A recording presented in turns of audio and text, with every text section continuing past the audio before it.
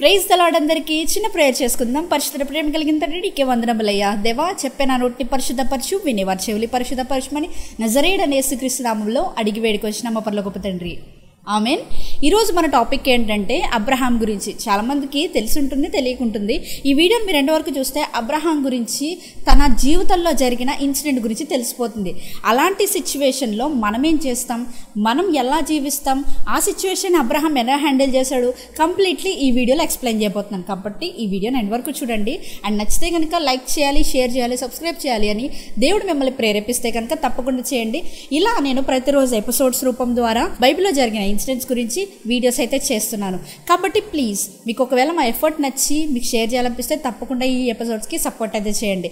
ఇంకా ఆలస్యం చేయకుండా వీడియోలకి వెళ్ళిపోదాం. ఒక ఊర్లో అబ్రహాం అనే వ్యక్తి ఉండేవాడు. అతనికి సారా అనే భార్య ఉంది. అండ్ అంతేకాకుండా అబ్రహాంకి ఒక తండ్రి కూడా ఉన్నాడు.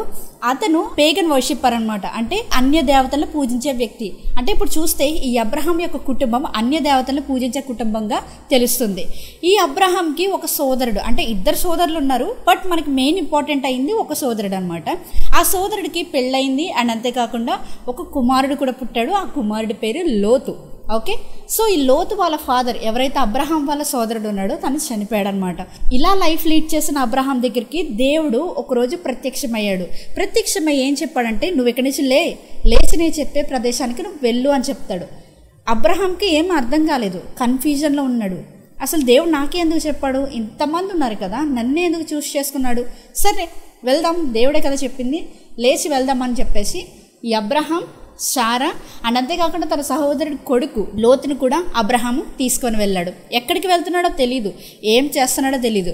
అబ్రహాము దేవుని మాటకి ఒబే చేసినందుకు గాను దేవుడు అబ్రహాంకి ఒక వాగ్దానం ఇస్తాడు.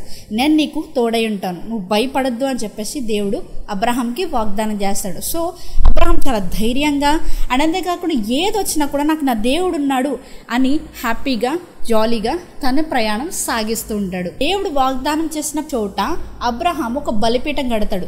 బలిపీఠం కట్టి అక్కడ దేవుడికి బలి అర్పణలు చెల్లిస్తూ ఉంటాడు అనమాట. అంటే ఇక్కడ చూస్తే అబ్రహాం చాలా థ్యాంక్ఫుల్గా ఉన్నాడు దేవుడికి. ఇలా లైఫ్లో ఒక ఫేజ్లో వెళ్తున్న అబ్రహాంకి ఒక కొదువు ఉంటుంది. ఏంటి ఆ కొదువు అంటే, సారాకి గర్భఫలం లేదు. That means Sarah has no child. So ఈ సారాకి పిల్లలు లేనందుకు తను చాలా బాధపడేది, వేదన పడేది, దుఃఖపడేది. నాకెందుకు ఇలా జరుగుతుంది, నాకెందుకు దేవుడు ఇవ్వట్లేదు, అబ్రహాం వాళ్ళ బ్రదర్కి పెళ్ళయి ఆల్రెడీ ఒక పిల్లోని కన్నాడు కదా, మరి నాకెందుకు ఇవ్వట్లేదు అని చెప్పేసి సారా చాలా బాధపడుతూ ఉండేది. అండ్ అంతేకాకుండా అబ్రహాం కూడా చాలా బాధపడేవాడు. దేవుడు ఒకసారి అబ్రహాం దగ్గరికి వచ్చి, అబ్రహాం, నేను నీకు సంతానం కలుగజేస్తాను, you don't worry about it. ఆ సంతానం చాలా పెద్ద జనాంగంగా మారుతుంది. ఒకవేళ నీకు వీలైతే ఈ చుక్కల్ని లెక్కబెట్టు, ఎందుకంటే అంతమంది జనాంగంగా ఆ జనాంగానికి నువ్వు తండ్రిగా మారబోతున్నావు, నేను నీకు చేస్తానని దేవుడు వాగ్దానం ఇస్తాడు. That's where the promise started. ఆ ప్రామిస్ జరిగిన తర్వాత, దేవుడు ప్రామిస్ చేసిన తర్వాత అబ్రహాం చాలా హ్యాపీగా ఫీల్ అవుతాడు. అండ్ అంతేకాకుండా సారా కూడా చాలా హ్యాపీగా ఫీల్ అవుతుంది.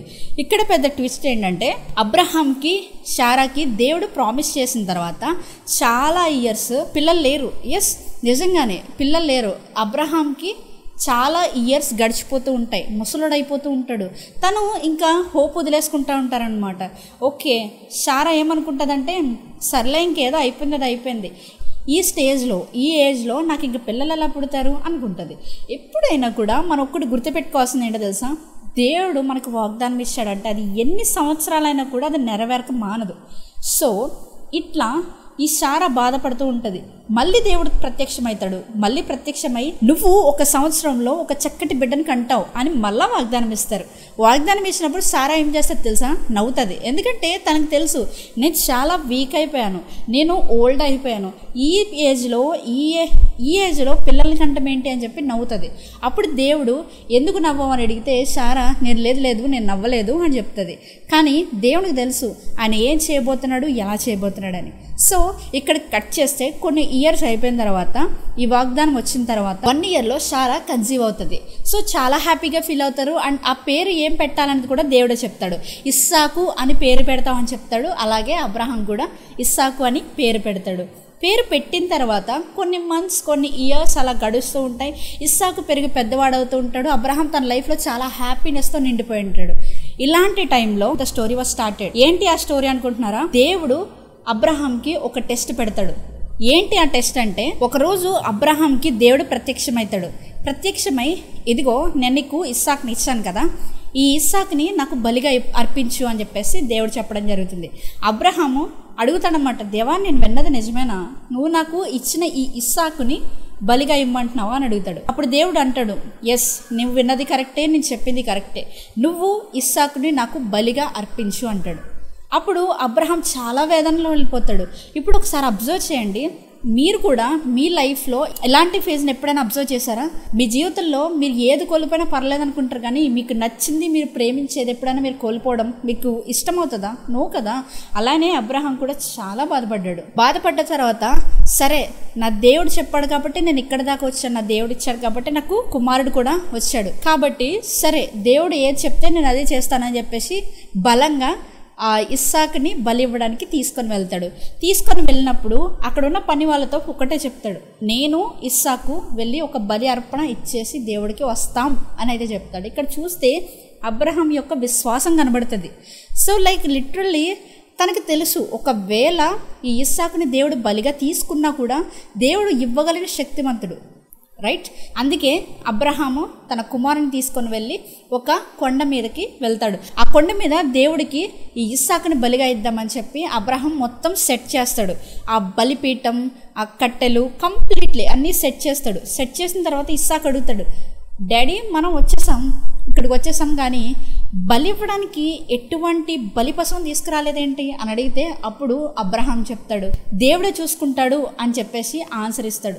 ఇచ్చిన తర్వాత ఇస్సాకుని ఆ బలిపీఠం మీద పడుకోబెట్టి బలి ఇవ్వడానికి ఇంకా రెడీ అయిపోతాడు. జస్ట్ ఒక్క మూమెంట్లో ఆ కత్తి తీసుకొని ఇట్లా ఆకాశం వైపు ఎత్తుతాడు. ఎప్పుడైతే ఎత్తాడో దేవుని స్వరం అబ్రహాం విన్న తర్వాత కత్తి కింద పడేస్తాడు. అసలు ఏం స్వరం విన్నాడు అని చెప్పేసి ఆలోచిస్తే అబ్రహాంని దేవుడు టెస్ట్ చేశాడు. నువ్వు ఆ ఇస్సాకుని బలిగా ఇవ్వద్దు అని చెప్పేసి దేవుడు అబ్రహాంకి చెప్తాడు. చెప్పిన తర్వాత అబ్రహాం చాలా హ్యాపీ ఫీల్ అయిపోతాడు. ఆ పొదల్లో ఒక బలి పశువు కనబడుతూ ఉంటుంది. ఆ బలి పశువుని తీసుకొని ఇక్కడ బలి ఇవ్వడం జరుగుతుంది. సో ఇలా అబ్రహాము దేవుడి మాటకు ప్రతి ఫేజ్లో ఒబే చేస్తూనే ఉన్నాడు. తన జీవితంలో గొప్ప ఆశీర్వాదాన్ని పొందుకున్నాడు.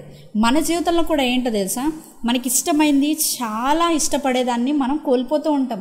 కోల్పోయినప్పుడు డోంట్ ఫీల్ అబౌట్ దాట్, ఎందుకంటే దానికంటే బెస్ట్ మీ జీవితంలో రాబోతుంది. అండ్ అంతేకాకుండా ఎప్పుడైనా మీరు దేన్నైనా ఎక్కువగా ప్రేమిస్తుంటే దేవుడు అదే కావాలని అడుగుతాడు. ఎందుకు అంటే you are in the test phase. ఒకవేళ మీరు దేవుణ్ణి నమ్మి అది బలిగా లేకపోతే అది దేవుడి కోసం సమర్పించగలిగితే మీ జీవితంలో అద్భుత కార్యాలు చూస్తారు. ఆమేన్.